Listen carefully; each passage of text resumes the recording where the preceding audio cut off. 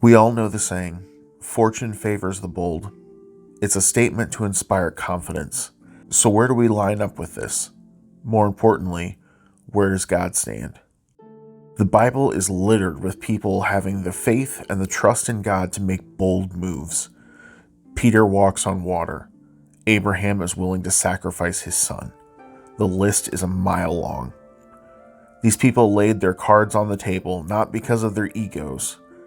They did it at the behest of God, and He gave them the courage because they believed in Him. Even with God backing you, though, taking that first step is terrifying. It's worth noting that none of the other disciples got out of the boat. Only the wonderfully brash Peter and all his bad decision glory had the guts to do it. Roughly 7 years ago, 2 years before I came to Lake, our family got unexpected news. We had been trying to get pregnant for over a year without any success. At the time, my heart was broken, and I told my parents, God doesn't want us to have any kids. I would make a terrible father. Not even 24 hours later, Fallon stood in front of me holding a plus sign. I was stunned. A few months later, our joy turned into sorrow as we lost our baby driving to the hospital. The pregnancy wasn't viable, they told us. Some said it's not really a baby, and it happens all the time. A few months later, it happened again. This one was farther along. I'll never forget answering that call at work.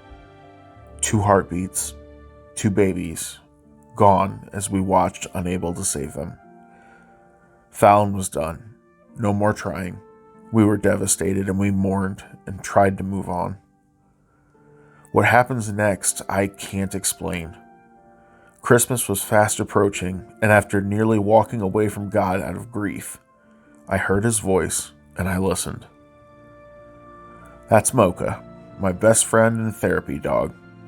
What's important is what he's wearing. It was Fallon's last present. She looked up at me and held up baby bibs. Nobody said anything for a second, and I looked directly into her eyes as I let Him speak through me. It's a promise. We will have a baby.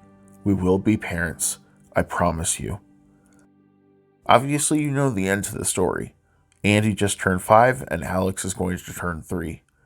We were terrified up until the moment of birth. 2 healthy, happy boys that I will never take for granted, and 2 more that we will see again one day. When she was opening the gift, I was second-guessing it and wanting to crawl under a rock. I don't know if we would have tried again. I doubt it.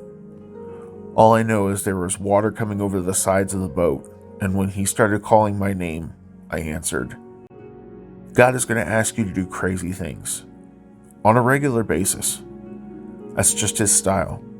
It sounds insane until He opens that door.